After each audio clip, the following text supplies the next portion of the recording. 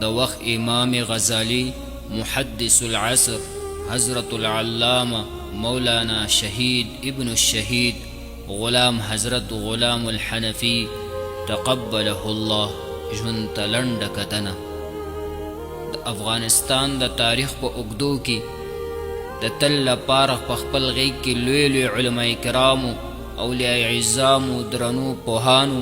لیکوالانو شاعرانو ادیبانو ته ځای ورکړی دی خو نن چې د چا په اړه غواړم یو څو کرښې ولیکم هغه یوازې د افغانستان او په پاکستان په سطح نه بلکې د ټول عالم اسلام په سطح یو درون عالم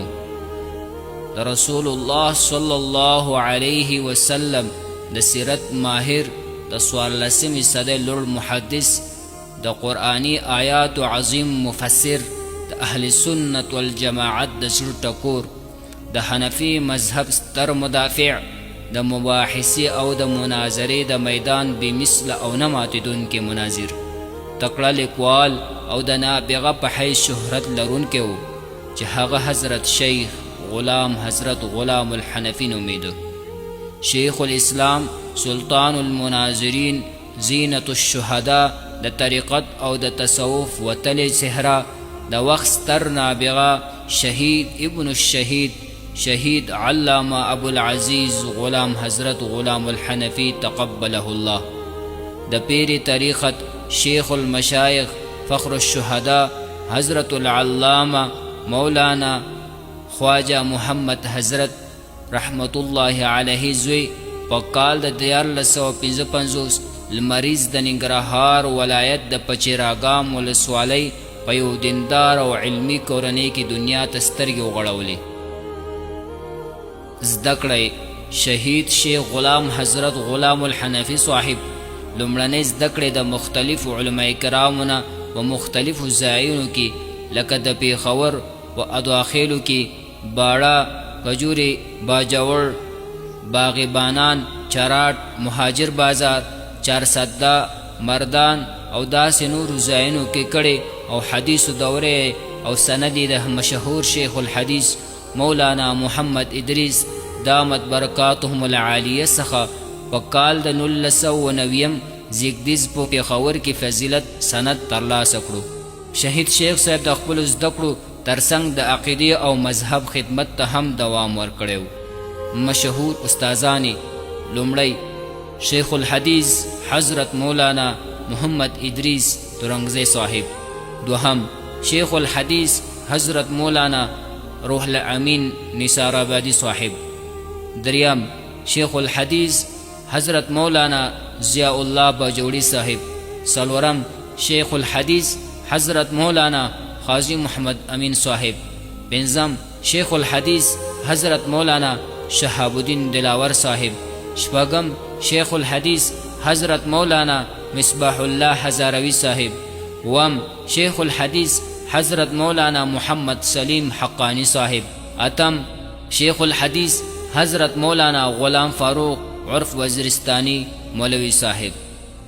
همداسې نور علماء کرام د هغوی استادانو چې د وخت کمبود په اساس نشو کولی چې دلته نومونه ذکر کړو او علمی خدمات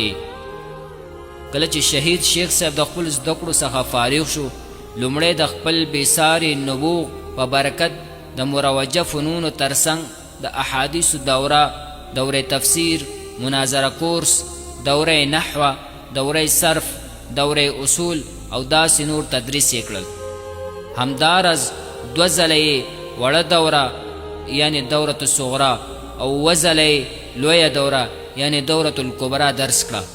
چې په دې موده کې بېشمیره شاګردان نه یوازې د عقیدې او مذهب لپاره وروزل بلکې د فضیلت پګړۍ یې هم ور وتړلې چې د ده د علمي خدمات د ستاینې وړ او د هیچ چا نه پټ نه دي شهید شیخ صاحب د درس او تدریس د خدماتو ترڅنګ په خپله پاک او سپېڅلې زندګۍ کې هغه د 2 ګمراه او باطل فرقو ته چیلنجونه هم ورکړل او د عقیدې د اهل سنت والجماعت او حنفي مذهب د دفاع لپاره 55 ځله د میدان د مناظرې ته حاضر وکړه او خصم یې نوم په اورېدو سره میدان پرېښودلو ته اړ شول. شهید شیخ نابغه صاحب د علمی ظاهر سره سره د علم تصوف و میدان کې هم ځلان دستوری و چې خورا ډیر مریدان یې درلودل. شهید شیخ نابغه صاحب د درس او تدریس خدماتو ترڅنګ د جهادي خدماتو لړۍ هم جاری ساتلې وه. شهید شیخ نابغه صاحب مبارک عمر زیاته برخه په درس او تدریس کې تیره شوه. د شاګردانو کره شمېر یې نشي معلومېدلی. د ده مبارک شاګردان د نړۍ په ډیرو اسلامي هیوادونو کې شتون لري. زیاتره شاګردان د افغانستان او خیبر پختونخوا کې دي. شهید شیخ صاحب مبارک نه یوازې په پاکستان او افغانستان کې بلکې د نړۍ په ډیرو هیوادونو کې شاګردان تربیه کړي دي. حرمین شریفینو ته سفرونه. شهید شیخ نابغه صاحب چې له رسول الله صلی الله علیه وسلم سره ډیره مینه درلوده، په خپل ژوند کې 14 ځله د حج او عمرې اداینې په موخه تللی او لنډې مودې لپاره شاګردانو درس او تدریس کاوه. همداراز د نړۍ نورو هیوادونو ته لکه عمان، مسقط، دوبۍ، متحده عربي امارات، ایران او داسې نور ملکونو ته سفرونه کړي دي. وفات شهید شیخ نابغه صاحب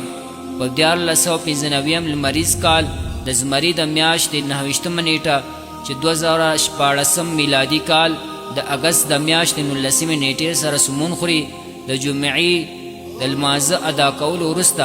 د خپل والد محترم سره یو ځای پېښور ښار گنج اخون آباد کې د خپل مدرسې ترڅنګ د دینی او مذهب دشمنانو لخوا په شهادت ورسید. نحسبهم كذلك والله حسيبهم انا لله وانا الیه راجعون. شهید شیخ نابغه صاحب او ورسره والد صاحب محترم د افغانستان پلازمینې کابل په بطخاق قلعه محسن مومن آباد کې خاورو ته سپارل شول. روح دې ښاد او جنت فردوس دې ځای وي. شهید شیخ نابغه صاحب شهید شو خو تر شا یې په زرهاو شاګردان پرېښودل. هغوی به د شهید شیخ صاحب لاره تعقیبوي او دا سلسله به تا روز قیامت روانه وي. د بیلګې په نمونه یې د کابل په زړه تل کې پروت الشیخ